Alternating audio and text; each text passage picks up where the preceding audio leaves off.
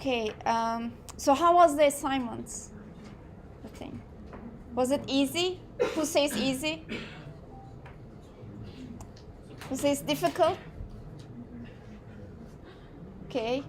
So others say it was okay? Just okay. Yeah, so I know that you guys had some issues with the import package, most of you. So that's why I was actually telling you to use the virtual environment. So every time you build something or you have a different project, try to create a new environment. So don't mess up with your system's environment. So I'll add that in the next assignment to make sure you are not working on your system's Python, okay? And then once you are done with that project or assignment, in this case, you can just remove the environment. Okay, so you should have this as a habit, you know. So I'm trying to help you have some habits apart from just learning programming Python. So one of them is to use Git and GitHub, and other one is to use actually PyCharm and these Python's virtual environment and all that. Okay. All right. So let's start with this.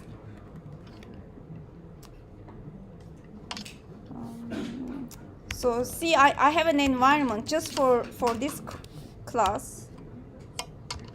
And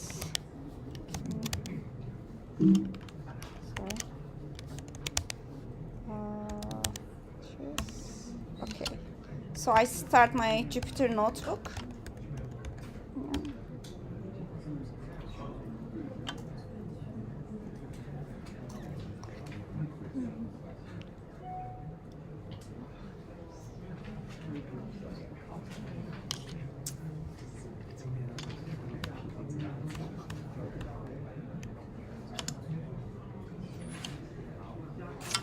All right, so last week we were left off with the recursive functions, how to use them in Python and why we should use them. So we will continue a little bit with that, and your next assignment is going to be just on recursions. So make sure you understand it well, and once I post it, make sure you start earlier. So don't send me that you are having an import error with your package like 3 minutes before the deadline. Okay, there is no way I can help you with that.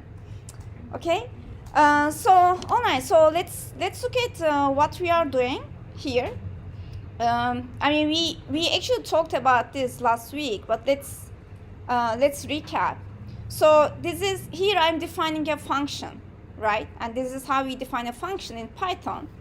Here I just added this print statement, just more like a really primitive debugging tool.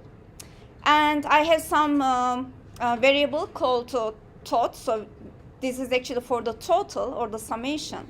And then in L, which is supposed to be a sequence, so for each x, first I check if x is a list. So if it is not a list, I say add it to my total. So here, of course, I'm assuming x can either be a number or a list. If it is something else, then I'll probably get I'll get an error here. But here, let's assume the input is always a list of numbers to this function. And I will write the test cases and all that later. And here, if it is not a list, then there is only one more option, which is a number. And if it's a number, I say add that value to my total. If it is not, then compute the same function, f of x, that we are defining here for that list. So in this case, x is a list. It's actually a sub-list of our list L. And then keep running this until you finish all the items in your main list and return the total. Okay, so for example, if my list is L like this, you see it's it is this kind of arbitrary nesting structure. So what is the first element here? 1, right? So x is 1, total is 0. Is x a list? Is that an instance of a list? No, right? Because 1 is a number. And then total becomes 1. Okay, then I continue. So the next, what is the next element? What is the next x in my L? So it is this sublist now, right? So for this sublist, since so this condition is not satisfied, I look at here, and then here I run the same function f only for this list. And then for that list, so assume now L becomes 2, 3, 4, 5. So for that, the first element is actually 2, right? And then, so I run, but remember, so now I started a new function on a new list. So this total is 0 inside this sublist. So I add 2 to 0. And then when it comes to 3, 4, I run another function again. So only for 3, 4. And output of that function is going to be easy, right? It's going to be 7. So, and then I'm going to go back, step back, and then I'm going to add that 7 with 2 and 5, and eventually with 1. So I'll finish this part, basically. And then I'll continue. So if you realize, I'm actually getting deeper and deeper in this case. So I don't return the results until I exhaust all these sublists of each list. Okay, so what does that mean? So Python actually implements, so what does it do under the hood? Python implements recursion by pushing information on a call stack at each recursive call. So every time it remembers what it should do, and then every time it adds extra functions. So we call it this a call stack. So it's generally possible to implement recursive style procedures without recursive calls too, by using either stack or a queue of your own to keep track of the remaining steps. So I can actually implement this exactly the same function by using, so in this case, for example, we are using a queue. So if you have taken the course for data structures and algorithms, this should look familiar. But even if it is not, I can describe what it is really doing. So in this case, again, I start with some value, total 0, right? And then here's, so we are actually just copying all the values. I mean, yeah, the reason why we want to create a copy is because we will be changing the value of this list. That's why it's a good practice to actually copy of it, so we don't mess up with the original list. Okay, and then once we have the copy, so for the copy of the original list, which we call as items, we first pop the first value, and then if that first value is a number, add that to my total value. If it's a list, then just extend it. Okay, so let's see what it is really doing. Did I run this? Actually, I didn't. Let me run this one first.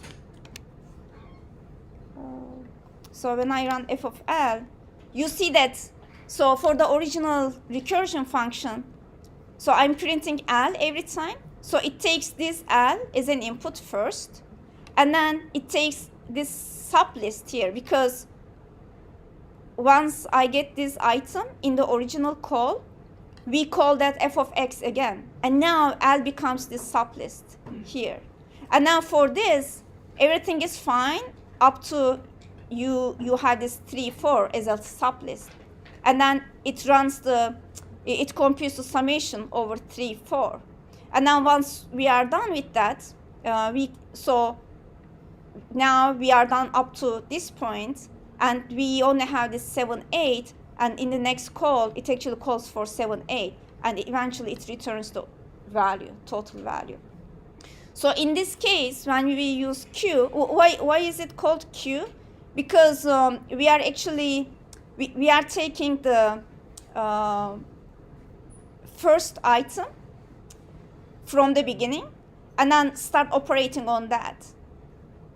So in the queue, it's like first come, first serve, first input, first output. For stacks, it's the other way around, right? Last in, first out for stack. So for queue, it's first in, first out. So for the first item front, we start looking at it. If it is not a list, we add the value to our total. If not, we actually extend our list. So we actually append that list to the end of the original list. So let's see what this does. Okay, so again, if this is my list, original list, for the first value, since it is a number, I'm good. And then it calls, so for the next item, so we pop this value, we are done. When we say this items.pop, it actually pops the item. So you don't have that item anymore in items. You are done with that. You already computed your result. And then for the next one, since it's a sublist, it's actually going to do what? So now our item, so yeah, we popped this, and then items became this, and then next, since this is a sublist, it actually extended the original list, so it popped this value and extended to here at the end. Is it clear? So let me repeat. So this is the original list, okay? And then I pop the first value, which is fine. Now my list became like this. And then I'm popping the first value, which happens to be the sublist. And then since it's a sublist, I extend this original list, and I extend this, I append this sublist to the end of the list, and then go on. So that's why, so this is actually called, so you can think this more like a breadth first search. Basically, we, instead of getting deeper and deeper, we actually treat, we start with the all the items at the same level. Instead of getting deeper, looking at the sublist of sublist, we actually look at all the values. Once we are done with them, we append them in the back of our list, and then keep going on. Okay, so this was for the breadth first, or using a queue. So other way is to do depth first, which uses a stack. So basically, instead of appending everything in the back, you are appending them to the front. Okay, so let's look at this now. So we take our function again, right? And we copy it, and we pop the first item, and then if that first item is a list, we actually append it to the front instead of appending it in the back. Okay, so for example, in this case, if I run this code, so see, so this was the original list, which is this. For one, I was fine, and then I popped the first value. So now I have this. I'm popping the first value, but I'm assigning it to the front of the list. And then I'm done. I can easily remove this one because it's just a number. And now I have this. And when I pop this, I'm popping this sublist, but put it to the front again, 3, 4. So you see I'm actually getting deeper and deeper once I finish computing the deepest sublist I have in my original list, and then I continue. 3, 4 is least. Why Yes. you don't extend and add to the. So these are two different ways. So you can either extend. So the first one was extending, which means for 3, 4, for example. Where did it get? Okay, so for example, for this one, it actually puts this sublist at the end. It takes it, it pops the first one, and adds that at the end. But however, for this one, it pops this and then adds it in the front. And then, so here, I operate this sublist 3, 4, which is like the deepest in this case, first. But in this case, for the breadth first, it's not the first one, actually. So I treat everything almost equally. Okay? And for this one, so we call this, so the second one where we pop, so it was the, we can think like we use a stack structure, but for this one, it uses a queue structure. So whatever is the first, so first in, first out, basically. Okay? So the idea is you can implement recursive functions almost a similar way as the by using the queue and stack structure, basically. Okay, so you will have more exercises using recursion, but so you should be familiar with this idea of depth first, the breadth first. I recommend you to read this blog post. So basically, the depth first traverses down an entire path is specified by a path expression before turning to the next legal path. But breadth first traverses legal paths in parallel, where each step, all legal objects are computed before moving on to the next step in the path. So let's see, maybe there's a picture here. So for example, if you are operating with trees, so this is the depth first. So if this is your tree structure, you go deeper, deeper, deeper, and then you go up. But in the breadth first structure, you actually go in parallel. And in our case, we were, instead of trees, we didn't talk about trees yet, but instead of having trees, we actually have the sublist. And in the sublist, we are actually getting deeper, deeper with the sublist we have first. Okay?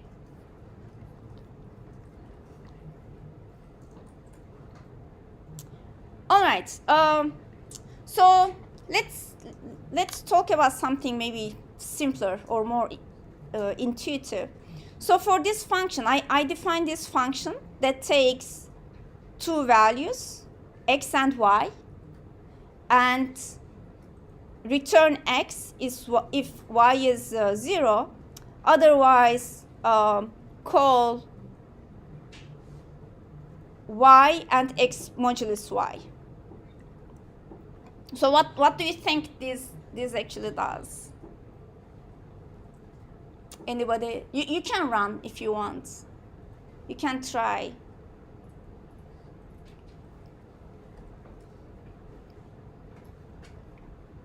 You can think giving this as an input. Let's say x is 12, y is 4.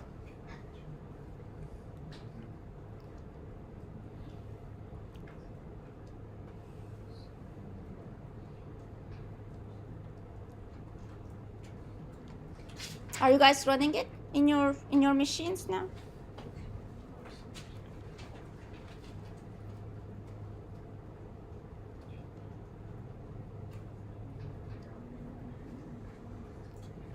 Or maybe we can try something even bigger.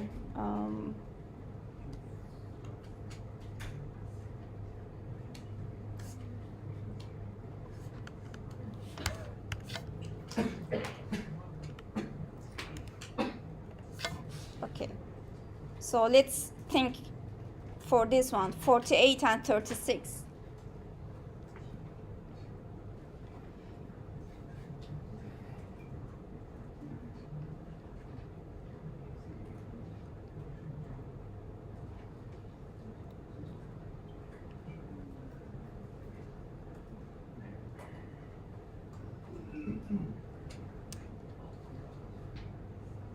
Any ideas? Okay, so okay, let's say x is 48.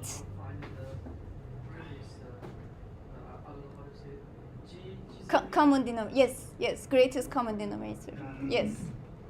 Yeah, so let's say x is 48, y is 36. Okay? So, is y 0? No, right?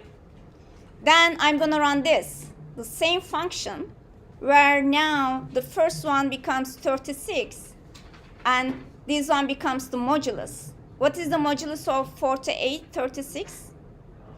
12. Okay. Now, so we have 36 and 12. So this is not satisfied. So now y becomes 12. X modulus y becomes 36 modulus 12. Is that 0? Then y is 0 for the next one. And then x was 12, right? So you got the idea. So let's see if that works. Right. Is there any number you want to try? X was 36, right? X was 48. X was 48, 36.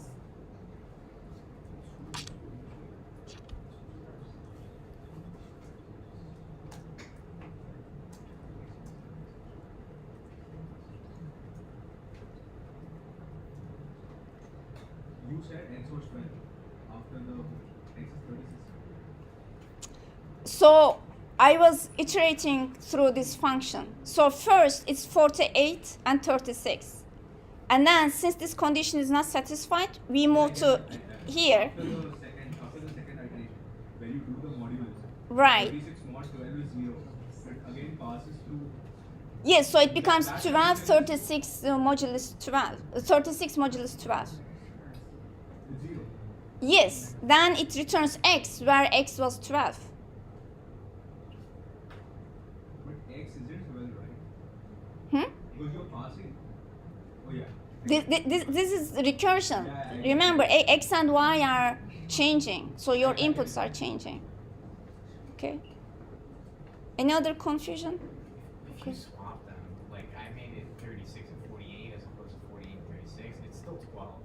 I'm a little confused why. I mean, it should be, right? It should still be 12. Yeah, but why?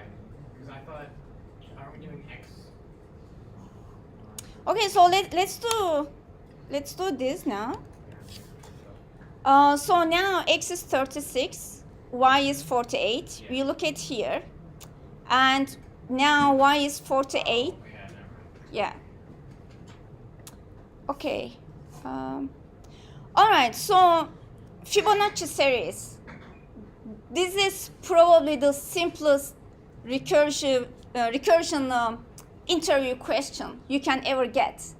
Okay. So if they want to make your life easier and just want to test your recursion skills in Python, so this is the simplest question they can ask.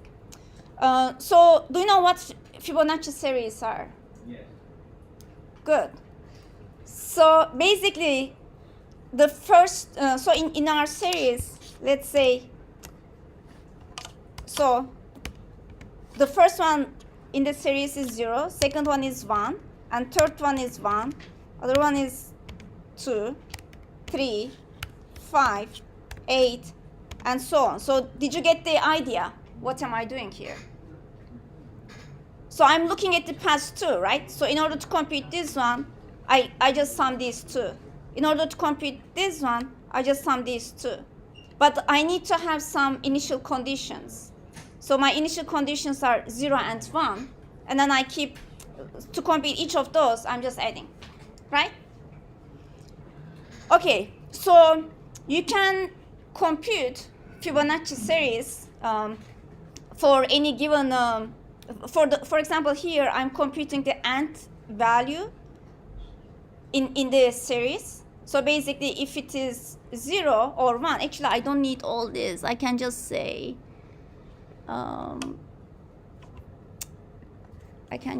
if this is less than or equal to 1, return n. See, I saved like 3 lines. Otherwise, call this function again for the previous one and also the one before the previous one. Okay, so is this clear to everyone, what we are doing here? So we are calling the function itself to compute the next nth value in the Fibonacci series. But with the recursion, so there is one thing you should realize. You need to make sure that you don't really get into an infinite while loop. So there should be some condition where you don't call the function itself many times. So in this case, it is this value, right? Once we have n as like 0 or 1, we stop.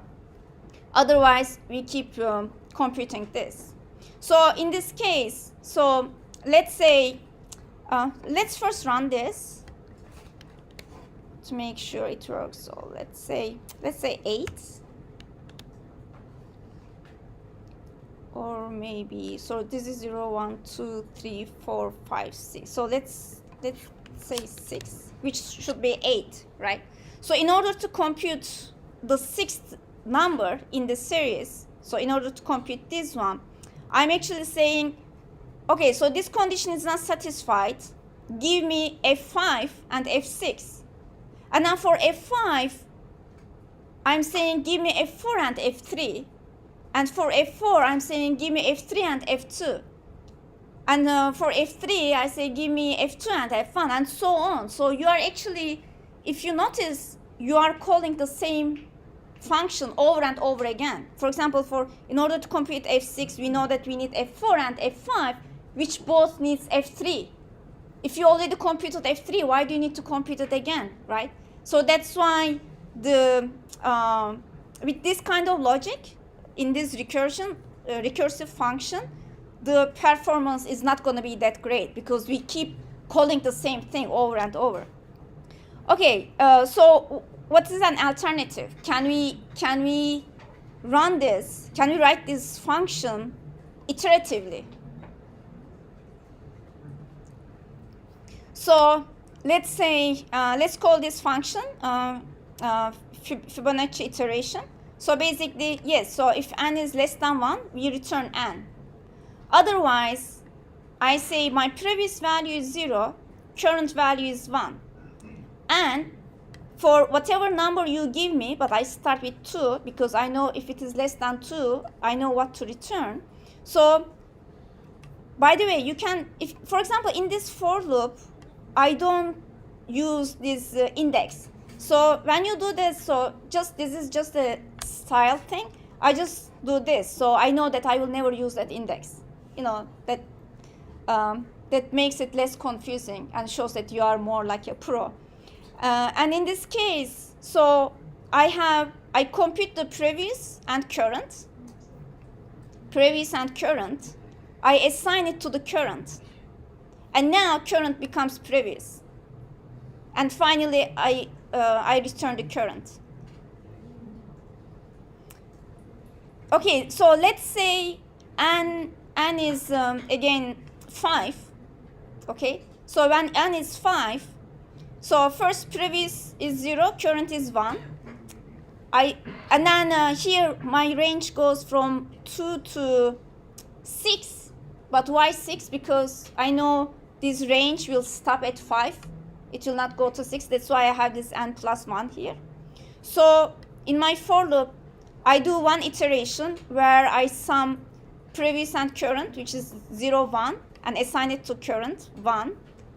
And current becomes previous, which was 1. And then for the next iteration, I have 1 and 1, which is 2, and assign it to current, and the current becomes previous, which was 1. And you keep doing this. So basically here, I'm only calling everything only once. So in this for loop,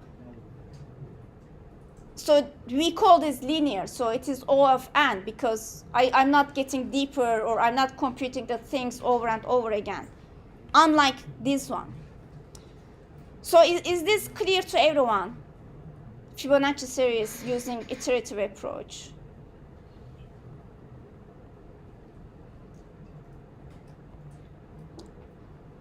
Okay, I don't think it's clear. Yeah. Okay, so let's do this.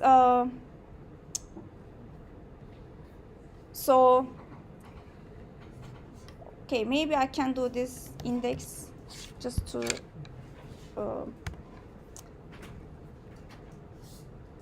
So let's say, so previous is 0 and current is 1 initially, right? Okay, and now remember n is 5.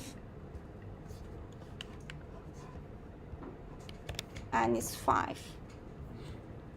So now I'm in my for loop where index first is 2, right? I'm gonna go from 2 to 6, excluding 6. So index is 2, and current is what? Now current takes previous plus current, which was 1. Previous plus current is 1, right? 1. And now previous becomes what was current before, which was 1. I'm just assigning the values to previous and current by doing this. So is it clear now up to this point? Everyone? Okay. Now, so index is what? 3. And I'm going to have current as now previous plus current. Previous plus current is 2. And previous is 1 because I assign current to previous. Now it is 1. Okay. Keep continuing. Now index is 4. What is current now? It's a summation of these two, right? 3. And previous becomes what was before as current, 2. And finally, index 5 is going to be summation of these two, which is 5, and previous becomes 3. And here we return this value 5. So is this clear now? The iterative approach. So you see that so we call this O of n. So I touched everything only once. Okay? Okay, so now we have two approaches to compute Fibonacci series. So one is recursive way, and the other one is the iterative way. So which one do you think should be faster? Second one. Why? Right, exactly. Okay, so I actually, yeah, so let's see, let's compare the results. So if you remember, I use this time module to actually test the performance. So in this case, let's say start time is what? Time dot time, and end time is time dot time. And let's say result is what? Fibonacci recursion. So let's compute something little bit bigger, and I'm gonna say print elapsed time for recursion is and minus start seconds. Okay, so let's run this. Okay, so now actually this was, I want something more obvious. Okay, 100.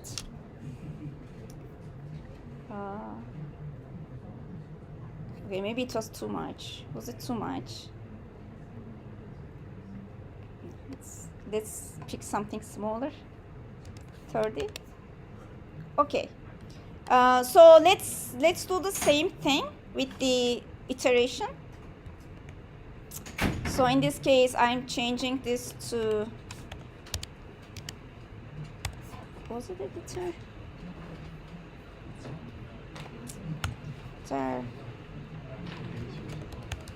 Iteration.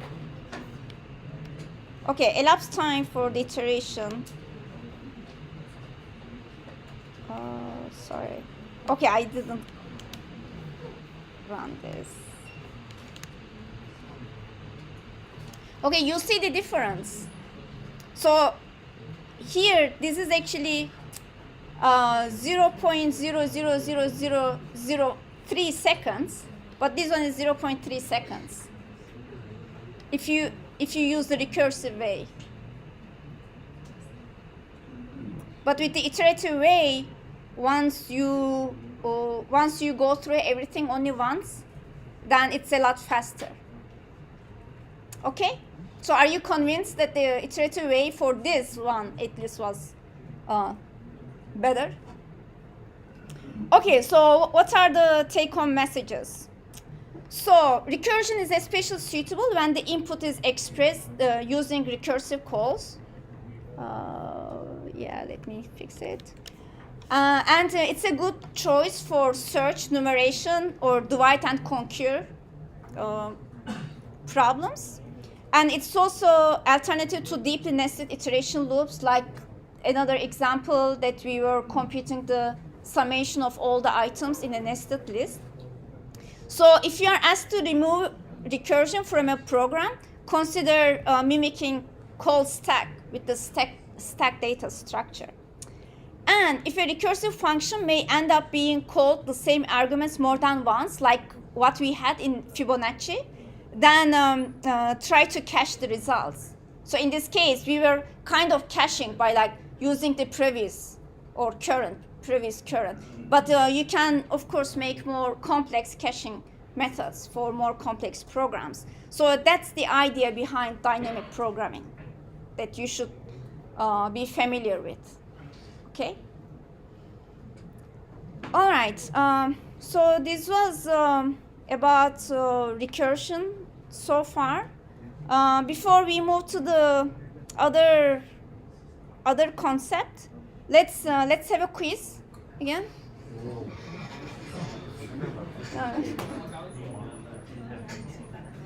So prepare your pens.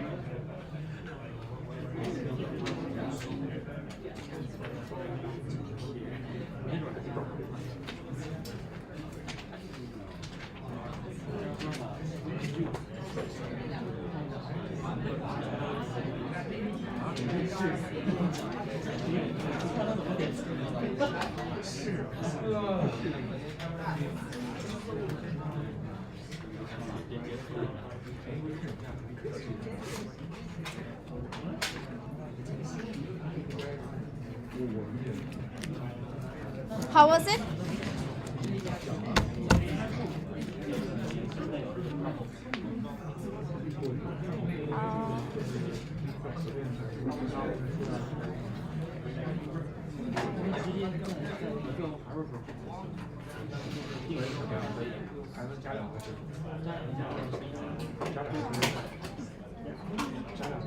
So how was it?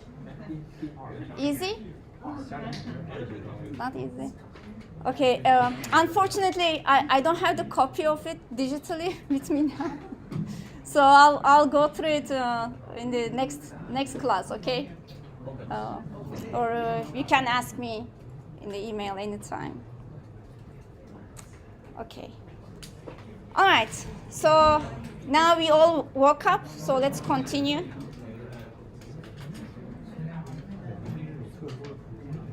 Okay, so Python has this lambda function, which is actually also an anonymous function.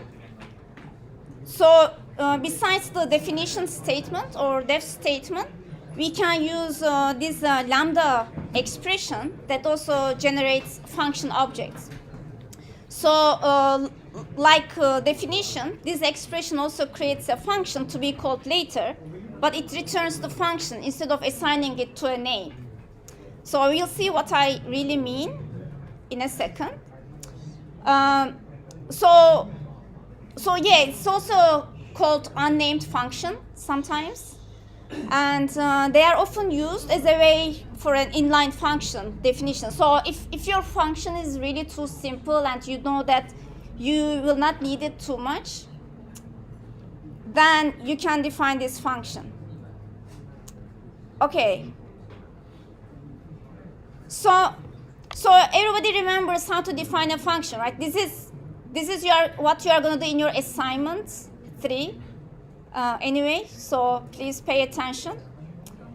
So so what this is doing is very simple. What this function is doing, right? So it's basically just computing the sum, or it also concatenates strings if you give string as an input. And then this is very easy what it is doing. But you can achieve this simple task, the same effect, with a lambda expression by explicitly assigning its result to a name,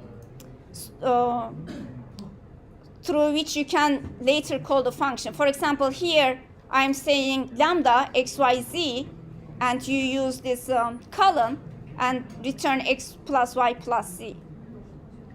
So now, so I have exactly the same thing. So instead of having this return statement, I'm just returning this. By the way, so this is a question. Do you think we need return statement always in a function? Yes? Are you sure? No, it depends on what you want.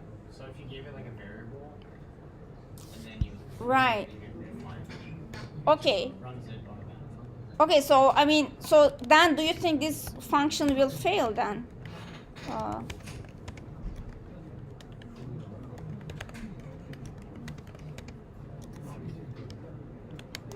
Oops. Also, so here I don't have a return statement, but it still works. So you don't need a return statement all the time. And also another thing that you should have noticed when we define, for example, this Fibonacci function, when it actually encounters this return statement, then it doesn't run the rest. Okay? So basically, for example, for this function, we didn't even need else statement, because once it if this works, it will return. If it doesn't, it will continue anyway. So we didn't need the else here. Okay? All right. Now let's delete this one. So redefine the function, and so this is the lambda statement. So, and also remember in the, I mean, you might have noticed that in the quiz too. So we can have default arguments in a function, and you can have exactly the same thing for lambda as well. For example, here, when I'm defining this function, lambda function, I'm saying that the defaults for your inputs for A, B, C, I say, okay, phi, phi, 4, okay? And then I return the summation of those, okay? So this is the definition of a function. What do you think this will output?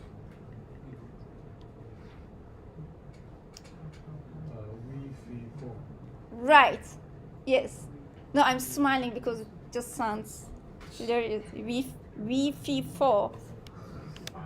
Yes. not you. I mean the function. Okay. So you got the idea, right? So it is almost the same as defining a function, but you have this lambda statement, and it doesn't have the name, but you can assign that function to a variable that you want to give the name. All right. So in this case, what do you think I'm doing?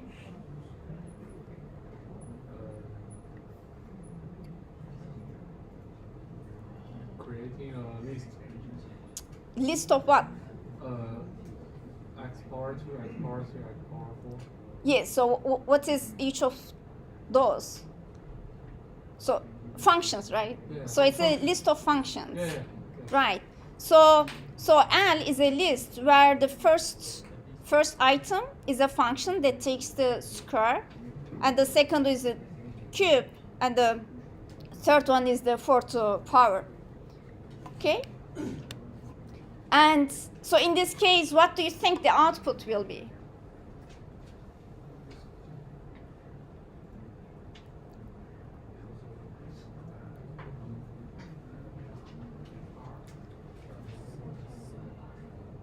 Okay, so I'm doing a for loop over this list. Okay, so what is first F in the list? It is this one. So it will print 4. And the second one is this one. Okay, guys, if you want to have a conversation, can you have it outside of the class? I mean, I'm not going to have any other quiz. Okay, don't worry. And you can watch the video later. Okay? If you want. All right, let's continue. So the second, in the for loop, the second is, it takes the cube, right? And then, so f is the function that takes the cube. It's going to be what? 8. And finally, the last one is going to be this function that takes the power of 4. Then f of 2 is going to be what? 16. Okay. So here you see using lambda made it really easy. Instead of defining each of these functions by using this def statement and all that, we just have this one line, like inline function, and went through the iteration. Okay, so what do you think this will be? You said 9? Yeah, it was very fast though. Yes. So basically, L0 is the function, the first function in my list, and then it takes the square of the value, and since the input is 3, it's going to output 9, basically. Okay. So let's talk about some other tools that Python offers as a functional programming. I mean, we talked about them a little bit before, but let's now look at them from a different perspective. So, for example, so map is one tool where you can do exactly the same thing that you are doing here with just map tool. For example, so let's say I have these values, counters 1, 2, 3, 4, and then here, what do you think I'm doing? What is the output? What is updated going to be?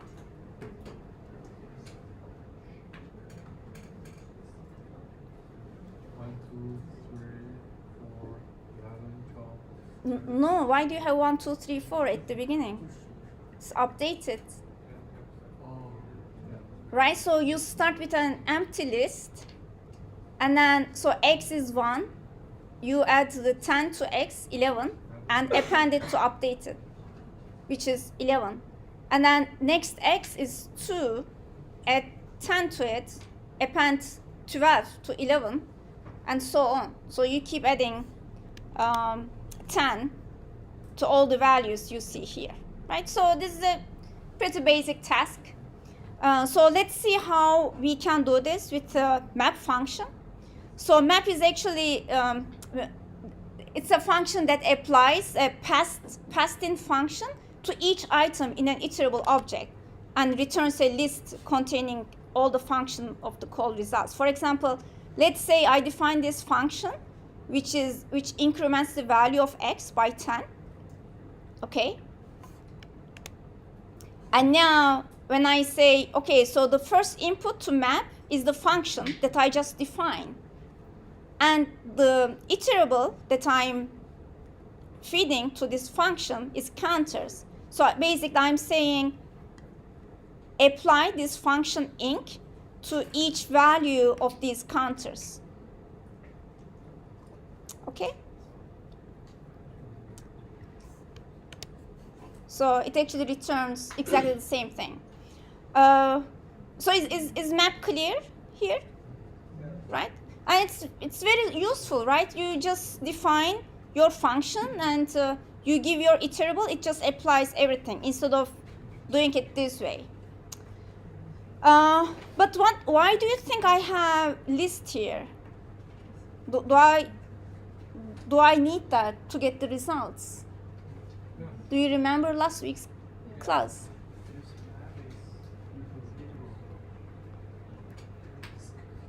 Okay, so let's see.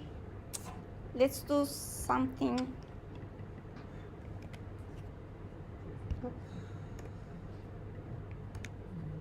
Oh, what happened? Sorry. So let's say T is this. Oh, sorry. Oh.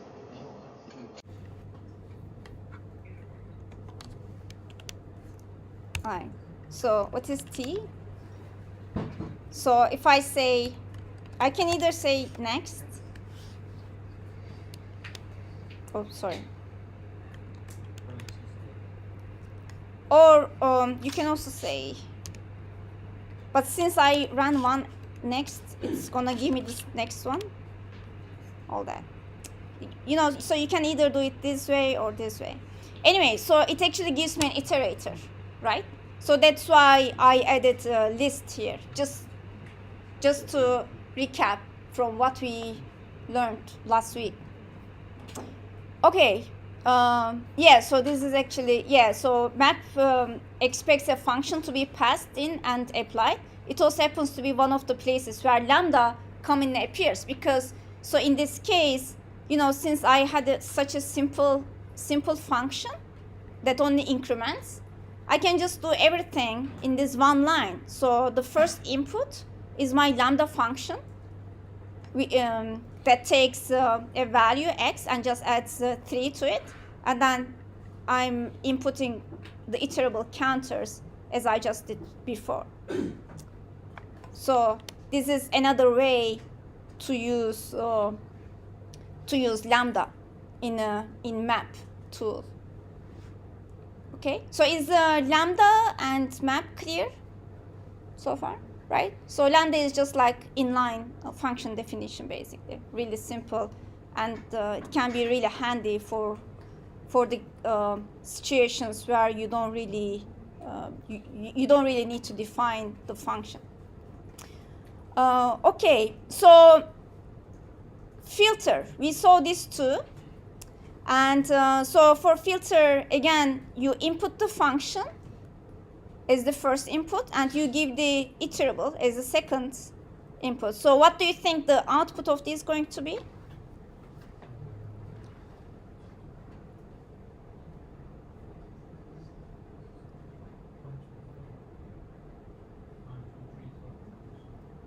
Right. 1, 2, 3, 4, right? Yeah. All right, let's run it. Right. So basically, it took all the values from -5 to 5 excluded, and then applied this lambda function, which returns true if the values are greater than 0.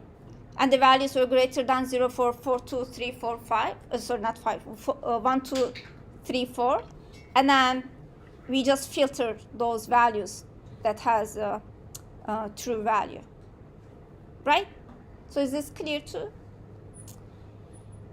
Okay. Reduce. For this, you actually need to import it from function tools. It is for Python 3. So in this case, you actually, so what do you think this might be doing? But just as an intuition?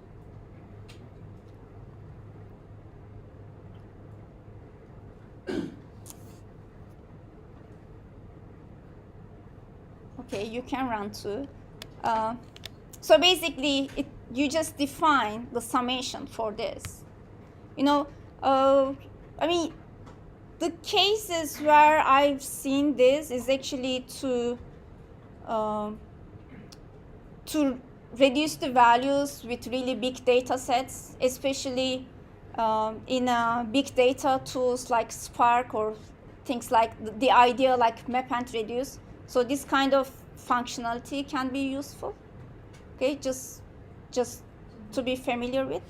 And this one is just the multiplication of the same thing, basically. 24. Okay, so of course you can code your own reduce, which is also pretty straightforward. So let's call this my reduce. Okay. So remember, reduce takes a function and a sequence. So this is the function, the first input, and the next input is a sequence. So function and sequence. And then let's define a tally as the first item in the sequence. And then here, actually, this using next here is not good, you know. So let's change it to something. Let's say next value. You understand why next is not good, right? Because we already have this. Remember, we just played with this next here, which was a function, and I don't want to overwrite the value of next with something else, right? Okay, so we call this next value, and in the sequence for the other values of the sequence, and then we apply this function, and then we have this tally, and then keep going on and return the tally. So if your function is like summation, it will add next value to the tally, and then we'll assign that value to the assign the summation to tally, and then takes the next value in the sequence and keep going on, basically. So you know, so it's really not a magic. This reduce function is not really magic. You can write it this way too. So let's see if my reduce works exactly as Python's reduce. So in this case, I define my function as summation, but remember it needs to have this function. So it has to be either lambda or your predefined function, or maybe built-in functions will work too. And then you just apply and get the total value of this series. Okay, so was that clear to everyone?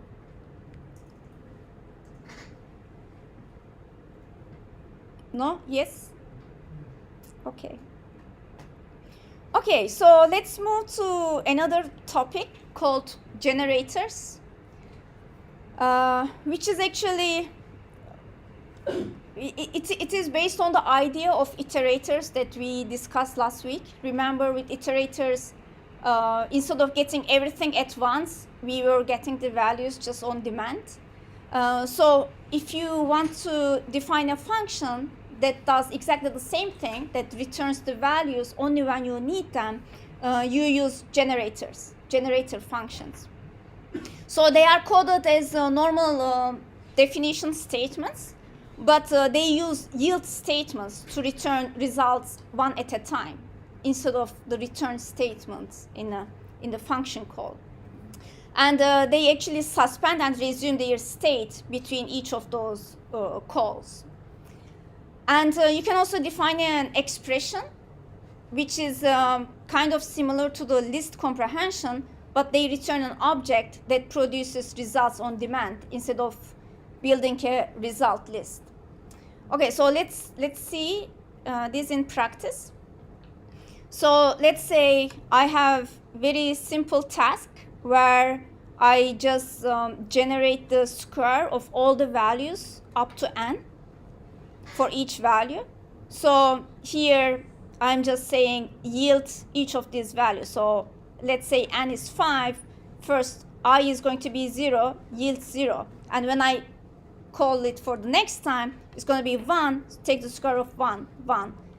When I say next, it's going to be 2, 2 square 2, 2 square 4, and so on. Okay, so here with this yield, I'm actually defining, I'm actually telling my function call to remember where it was left off. Okay, so let's define this. So again, just to say, so this function yields a value, so returns to its caller, and each time through the loop, when it is resumed, its prior state is restored, including the last values of its variables like I and n. And control picks up again immediately after the yield statement. Okay, so now, so let's say I want to use this function that I just defined. So I say generate squares up to 5. So for each I, so I'm actually resuming the function and print the last yielded value. You know, so for index 0, oh, sorry, so it's actually the, not the index. So here it's the value, it's the output of this function. So which is like 0, 1, 4, 9, 16, and so on. Okay, so can everyone do the same task just using a regular definition of function that we learned? So how can you do this without using the yield but with return? That should be pretty straightforward for all of you, right? No? Do you want me to write it without the generation but with using a regular function call? Okay, so this case, let's define generate squares, but I'm going to call this list because it will return a list. So let's define results. And for I in range, and so exactly the same, but I'm appending values, and eventually I return the entire list instead of yielding each value at once. Okay, and so for this one, when we call it, let's say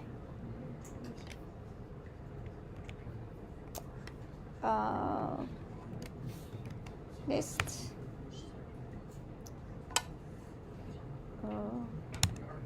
Let's say regular function.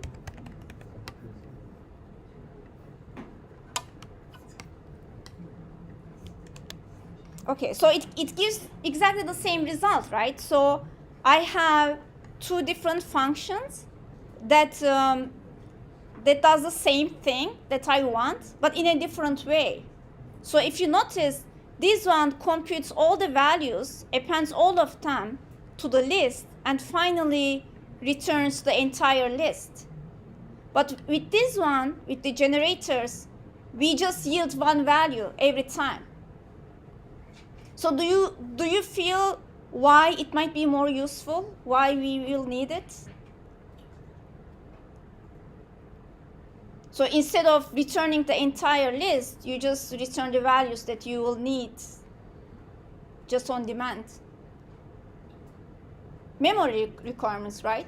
I mean, if you only need only one value, why should you compute entire list and then operate on it?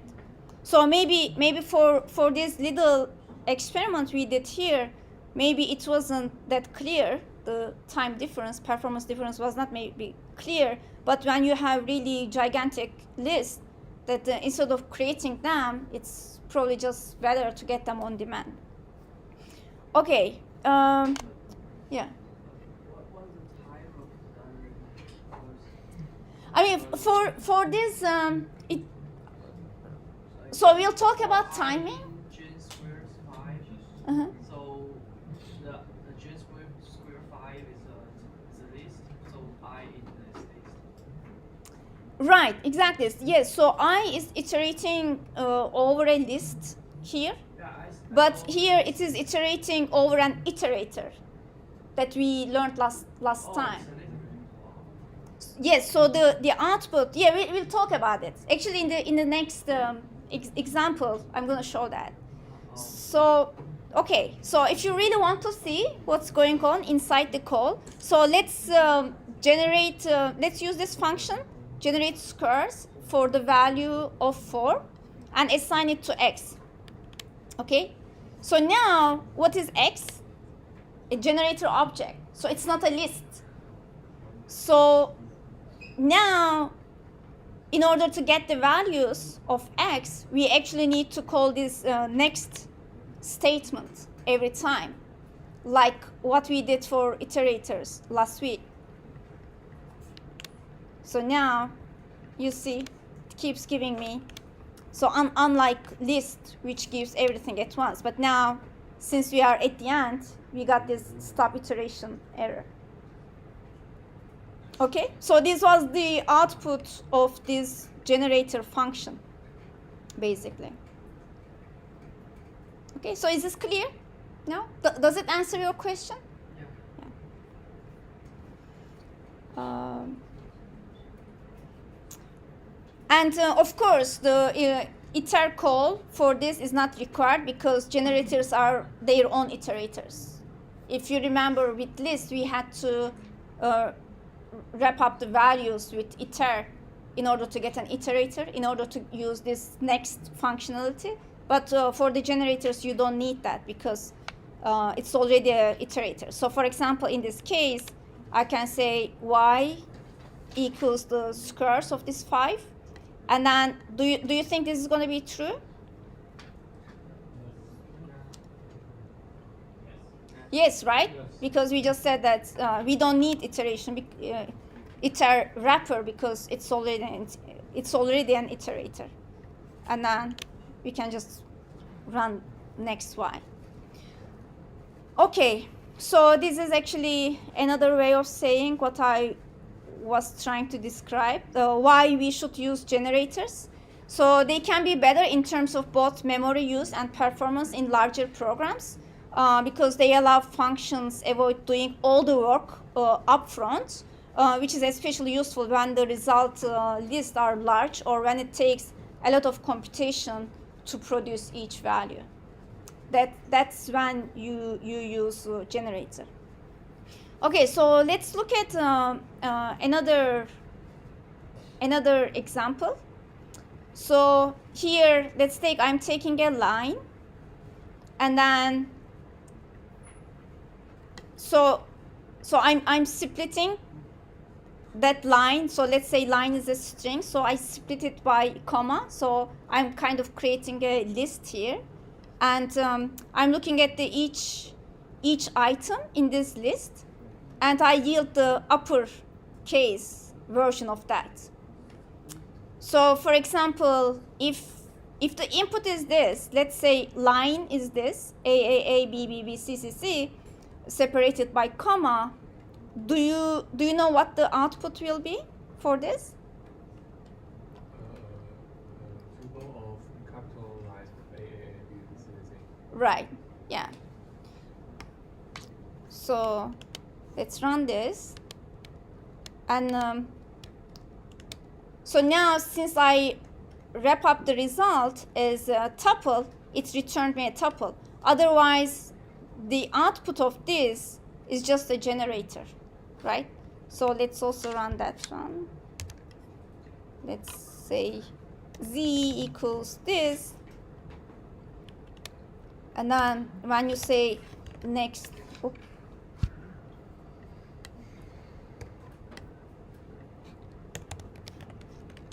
next z, see it's AAA.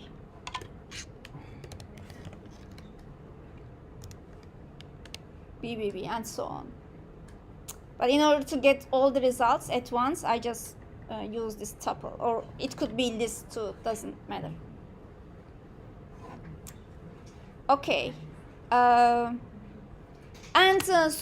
as we just saw with the other simple case for loop, we can do the for loop with the output of this function too, which is slightly maybe more complex. So do you remember what enumerate does? From I think 2 weeks ago. Yeah, like or counts them, right? Right. So it returns the index and the value of each item, right? Okay. So the output of UPS of this is generator object, which is AAA, BBB, CCC, all uppercase, and then so for each of those we will have index and the value, and here what am I returning? No, but what is the type?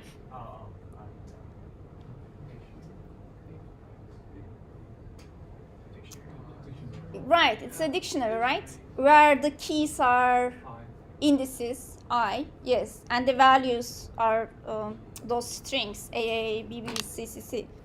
Okay, let's run this. Okay, so basically, see, we can actually input the output of the generator to any other iterator object, like either for loop, enumerate. So it just works as they could work with other sequences. Okay.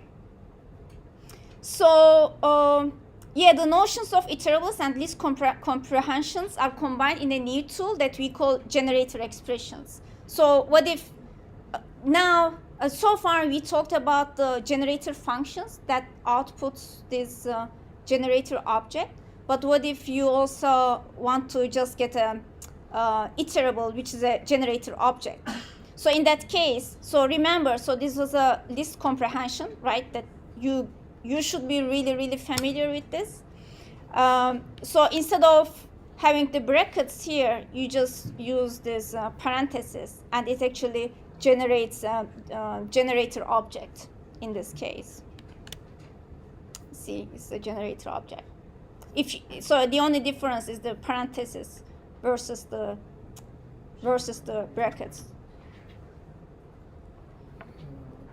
Okay? What's the difference between the generator and the tuple? Because tuple is also used right here. Right. Yeah, that's a good question. So let's see. So in this case, it will be, if I type this, that will be a tuple, right? It will be a tuple.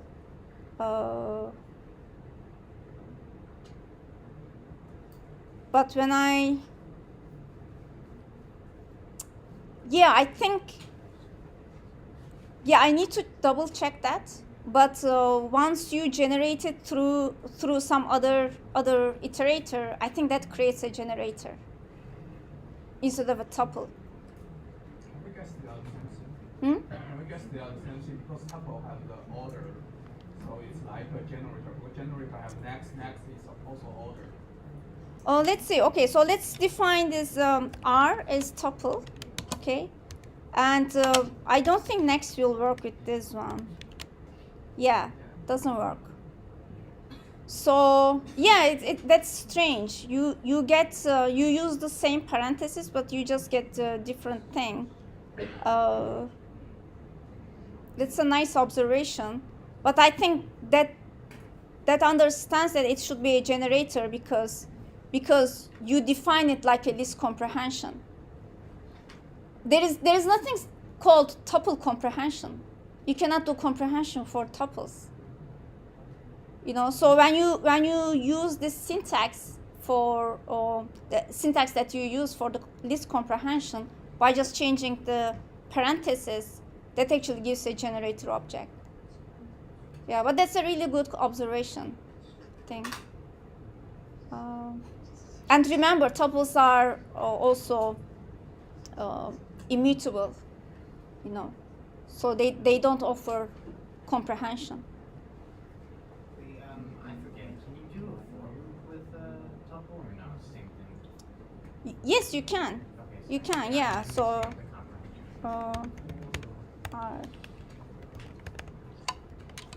print R, yeah, Okay. yeah. So you can do for loop with any kind of sequences, basically. Okay. All right. So we can also unpack the output of a generator object as an input to a function too. For example, let's say we define this function f, where all it does is actually printing the values f, a, b, c. And you know, when I give normal positions, it just works this way. If I input range, so it actually understands that the first value goes to A, second value goes to B, third value goes to C for this. So we can unpack the range. But you can unpack the generator expression values too, this way. So basically, I'm defining this generator expression, and once I have this star operator here, if you remember from last week, for functions, when you use star, it actually assigns them to a sequence where it uses the position of the function. So in this case, 0, 1, 2 again. I mean, so in the book, it mentioned that the same idea applies to dictionaries too. Yes, you can unpack the dictionary values, but the D values or D keys in Python 3 are actually, they have different type than they were in Python 2.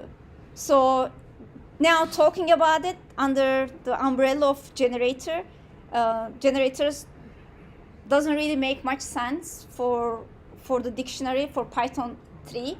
But I just put this here just to remind you that there is actually lots of differences between Python 2 and Python 3, and but now the Python 2 developers actually stopped maintaining it, you know. So now the rest of the whole world is actually switching to Python 3, and probably the version greater than 3.4.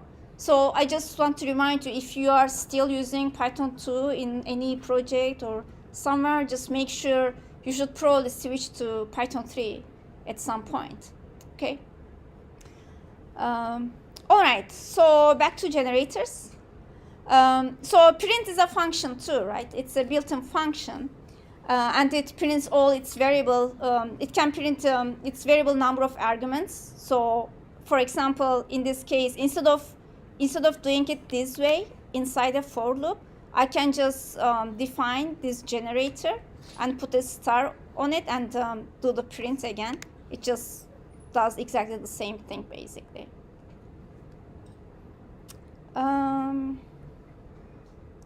Okay, so let's do something a little bit more interesting to demonstrate the power of iteration tools in action.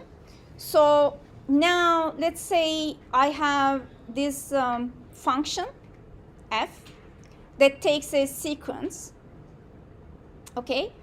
And so usually if I write this res or res, that usually means that means the result that I want to return in this function usually. And then I iterate over the indices of my sequence, and then I append to my result that sequence that starts from I all the way to the end plus sequence up to that point. So do you understand what this should do?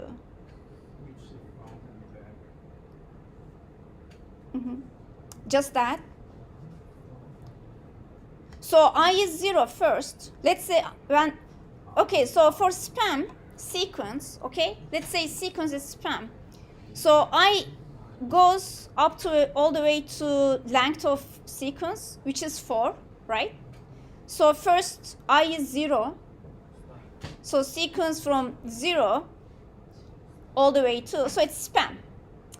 And I append it to my result. And second, I is 1.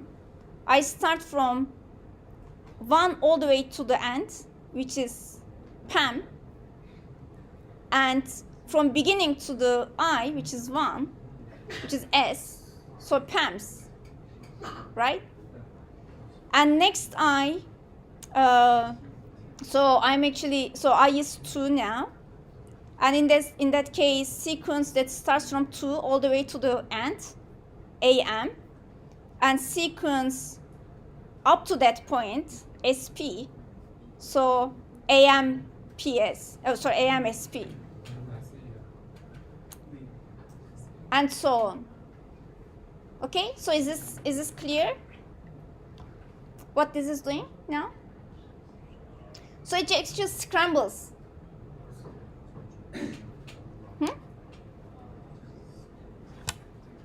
So let's see what it generates. So this is the output of this function.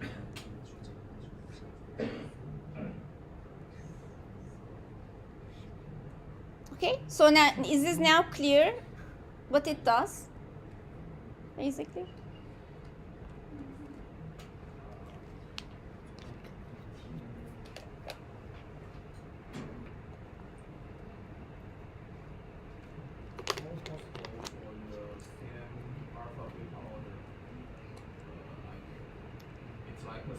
Yes, yeah. But not all possible combinations. Because for all possible combinations, you need how many combinations you can get with this? There are 4 elements. 4 factorial, right? Yeah. So this is only 4. So we are just, as you say, it's just like rotating. Okay. Can we do this with a list comprehension? Yes? Do you want me? Can you walk me through that? Just take the. Okay. Let's define the function first, right?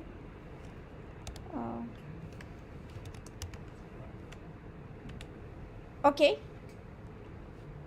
Now what should I return? Just take the append part. Mm-hmm. And This one? yeah, put this before the I in range.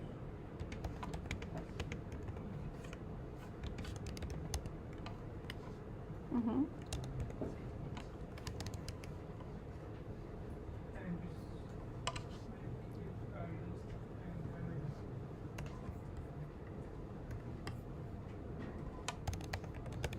This?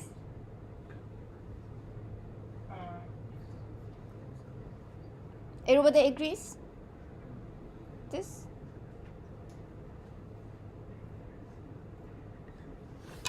Okay, let's run this. Let's see. Oop. Oh, it's the name.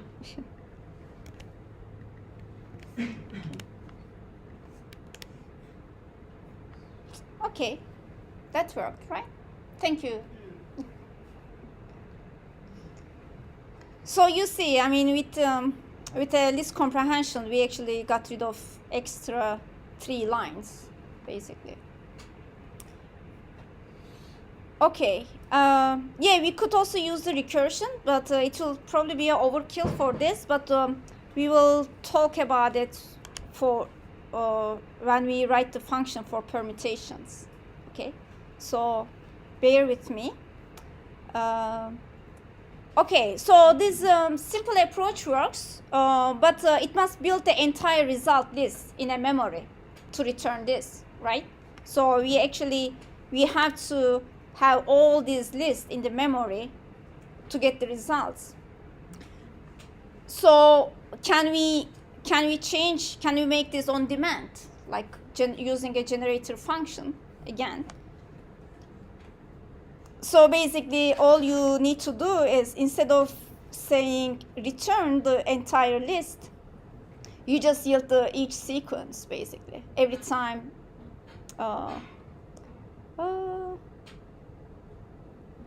This is probably not good. I should, let's say this should be results.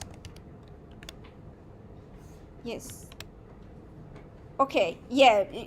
You realize what I changed, right? Because I was assigning the same name to the sequence, which is not a good thing. Yeah, so I just had to wrap it up with list in order to get all the results. So as you can see, with the original function, it gets exactly the same output when I wrap it up with list. And if I do this, so basically any sequence can work. So here, the input was a string, which is a sequence. Here, the input was a tuple, which is also a sequence. So it's able to scramble any of those inputs. And if you want to, so you can also do the for loop in order to get results, which works exactly the same way. Okay. So again, to remind you, so generator functions retain their local scope state when they are active and minimize the memory space requirements and divide the work into shorter time slices. As full functions, they are also very general. So importantly for loops and other iteration tools work the same way.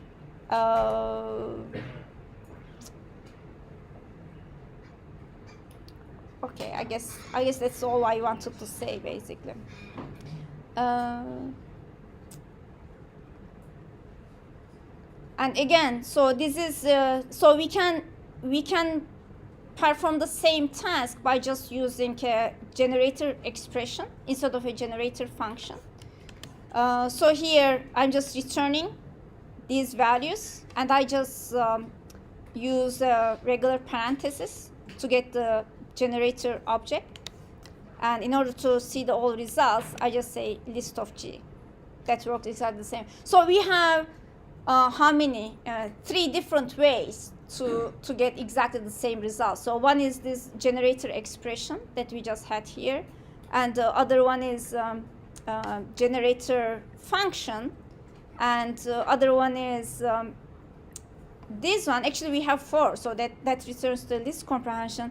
And this is the first one we define. So 4 different ways of performing the same task, where the first 2 was using regular functions, and the second and the last 2 use generators.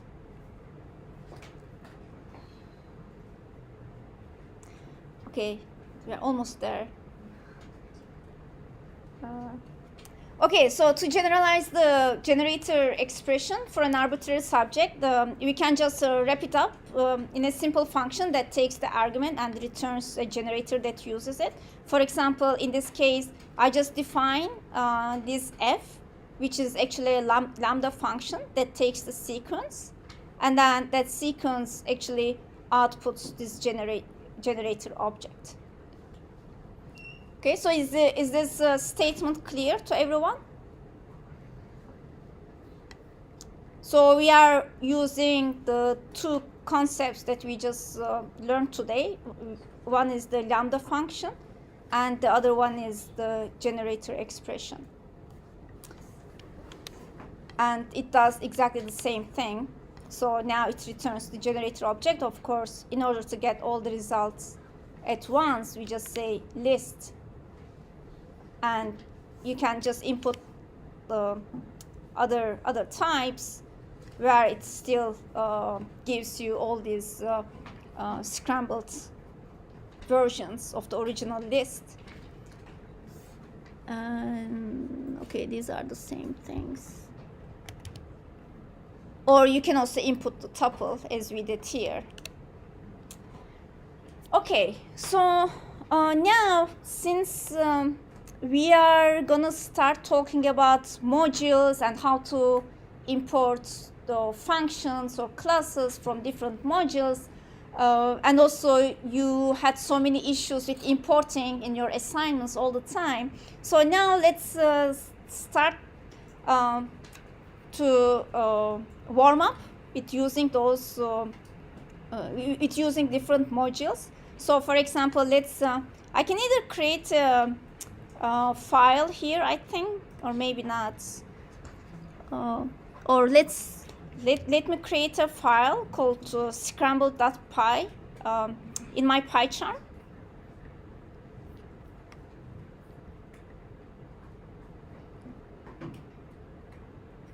Start.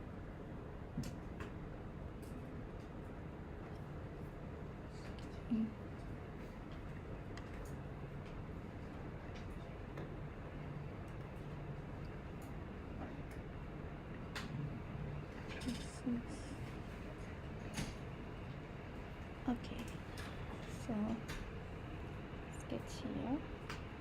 So this is actually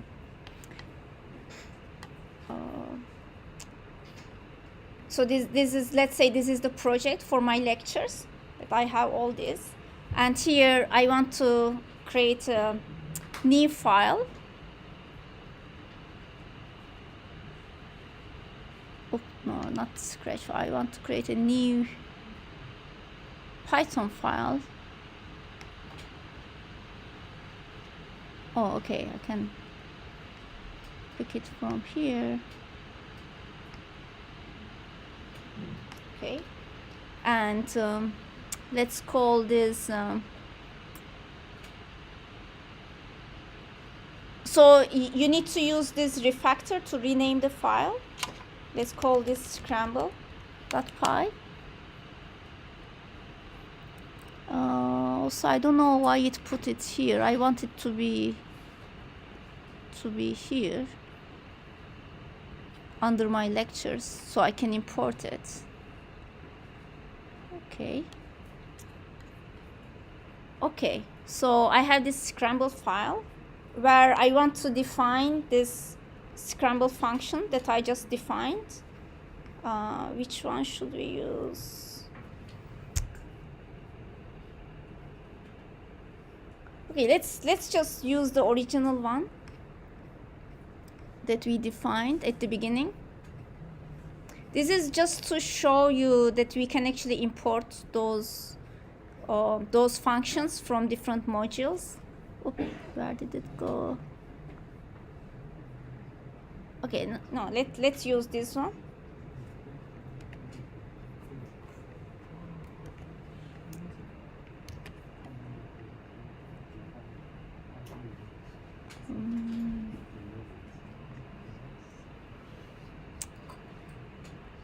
Let me increase the font size to 28.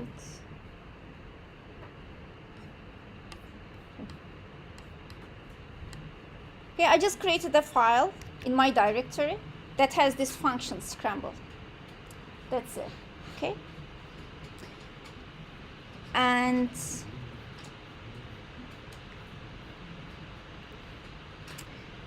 now I also want to create another file that's permit.py. So this is actually this is to create the permutations. In other words, all possible combinations. So we talked about this scrambled, but we didn't get all possible combinations of our lists or sequences. Now we want to generate all possible combinations, and for that, let's say we create this permit.py file under our project. So I say new again, and Python file permit.py.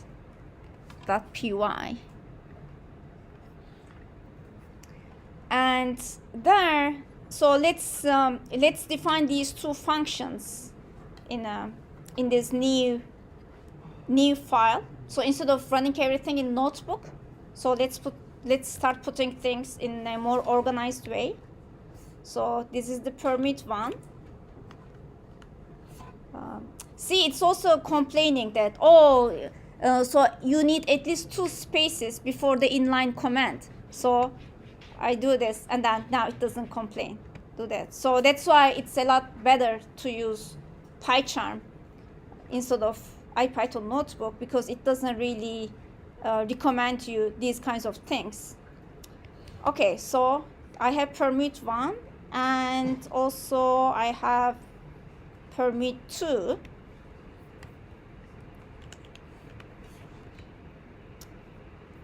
See, so what does this say? So expect 2 blank lines.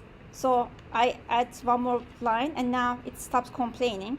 And here it complains again. You know, so these are also to show you that using an IDE really helps with your style too. Or if you have, let's say, if I have something X here, and then see, it actually complains me about it. It says, oh, you have an unresolved reference here. So I remove it. Okay, so I have permit functions. So let's talk about what they are really doing. So they actually both produce the same results. So let's look at this one first. Permit 1. So if sequence is empty, just return an empty sequence. Okay, we actually don't probably even need this. We can just return this. But anyway, I'll leave it that way. And then if it is not empty, then we start creating our result list, and we iterate over the range of the length of the sequence, and we generate this rest, which was the output of our scramble function. So basically, by doing this, but remember, so here instead of I, we had I plus 1. So basically, we delete the current node at I, okay? And then we define this as rest. And for rest, we actually implement permit on the rest. And we add each of those results from the permutation with the value we have from the sequence. Actually, here we can just say sequence of I anyway. So this way it generates all the different combinations of your items in your sequence. Okay? And the second one, so instead of returning this result array, it actually yields the value of each of those.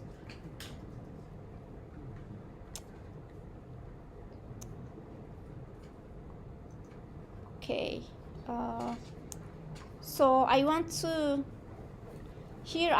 do something. So I want to Okay, so first of all, I mean, let's say you understood all the details of these two functions, or let's look at them here. It's better. Let's say you understood the results, and let's say I give you a sequence of something really, really big, and then combinations is going to be n factorial, right? Let's say you have like 10 items, the result is going to be 10 factorial. If you have 100 items, the result is going to be 100 factorial of different combinations of your list.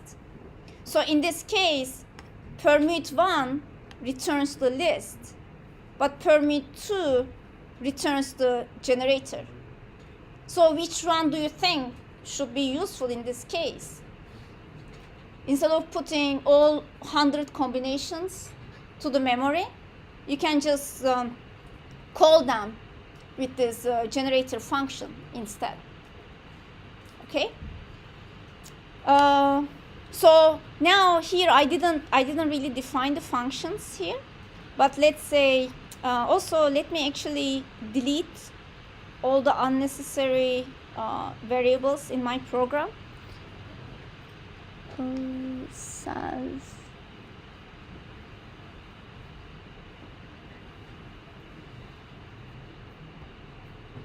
So I actually deleted everything.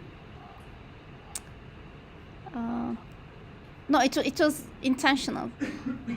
So here, let's say I want to import from scramble, import scramble, and from permute, import permute. Oh, see, it remembers actually. It knows what is in my space. Permute 2. Okay? All right, so did you follow what I did here?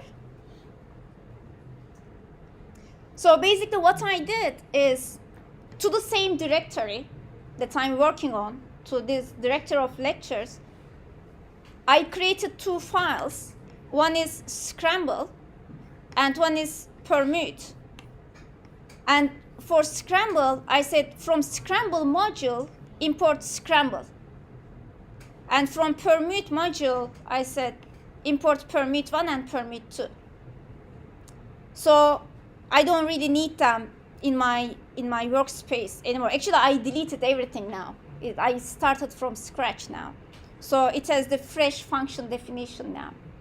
And we will talk more about this, but now I'm trying to warm you up with this kind of importing from modules and all that.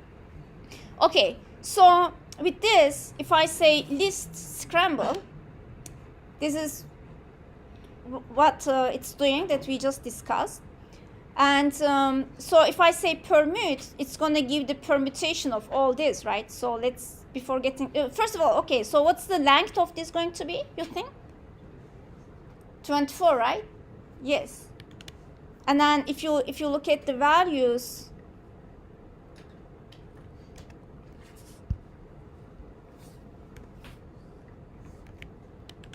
it computes all these combinations of spam. Okay, let's delete this now. And for the permute 2, which uses the generator, what is the length going to be, you think?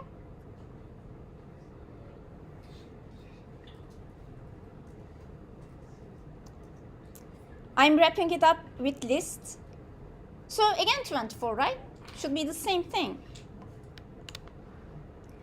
And now let's have something a little bit simpler. Let's say my input is ABC, and I'm using this permute function, permute 2 function that uses the generator.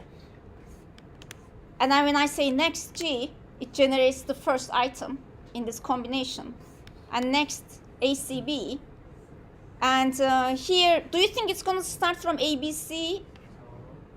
Why not?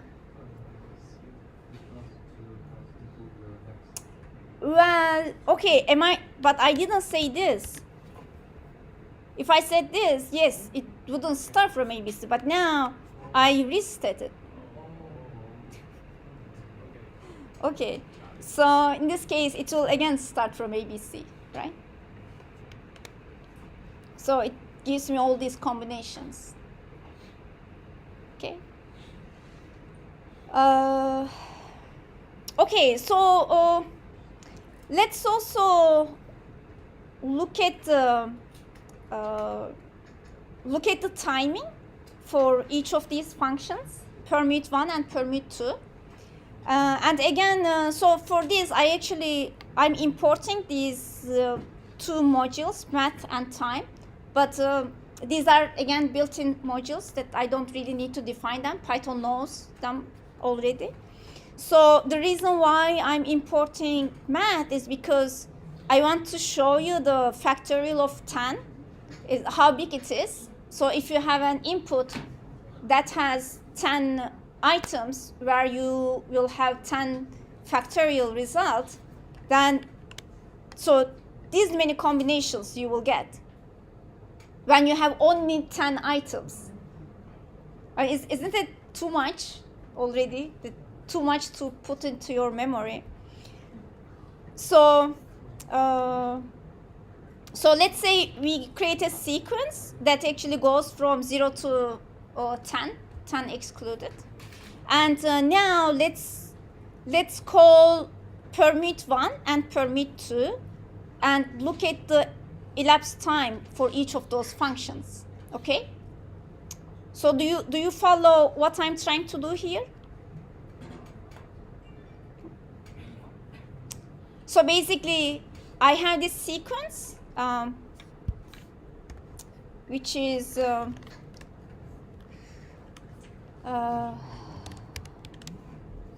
this, and I want to create a combination of all these values, okay? And I want to do it using permute 1 and permute 2. And for each, I'm kind of benchmarking, basically, which one is faster. Okay, so let's look at this. Okay, it's running.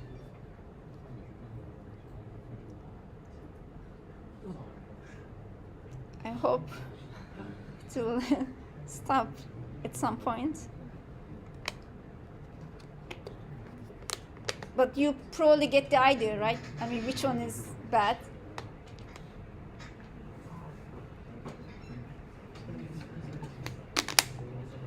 Okay, 22 seconds, approximately. What if I use P2? Do we have time for it? We do, right? Okay, so it was instant. See, it's no 3. See, it's like 0.00003.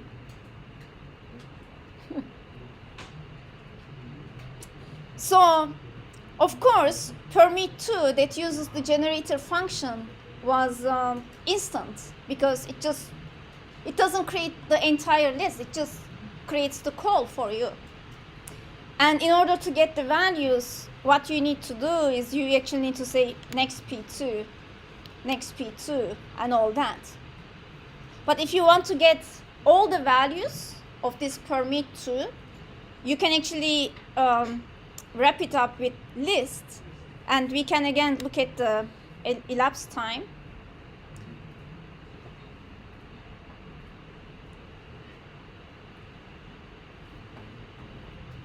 Okay, let's see.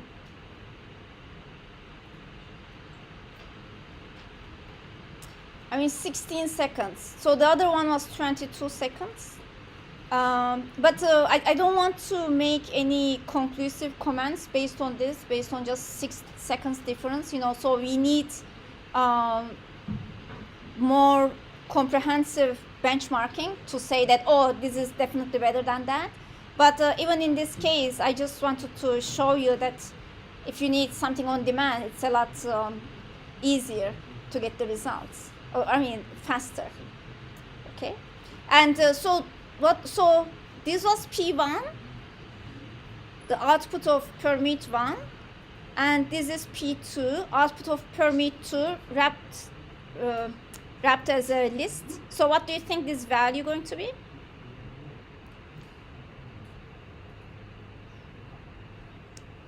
true, right? Because it should give you exactly the same results when you wrap it up as a list. Okay, so what if we have a sequence that has 50 elements, where the number of combinations is going to be 50 factorial? I mean, I don't really want to try, but so these many combinations you need. If you have 50 different, not different, but 50 items in your sequence. And if you run permit2, which was the generator, do you think it's going to take very long, or it's going to be instant? Instant, right? No matter what. And we can get next value, which is this, but we can keep getting. So for this, let's say clear this one. In this case, actually, permit1 is not even an option, right? I don't really want to run it for this one. Okay, so I think this is a good place to stop. So we covered lambda functions and generators, and also recursion. And yeah, I'll put your next assignment during the weekend probably, and it will be based on recursions. So, and also quiz will probably about the generators. Okay, just to give you an idea. All right, thank you, everyone.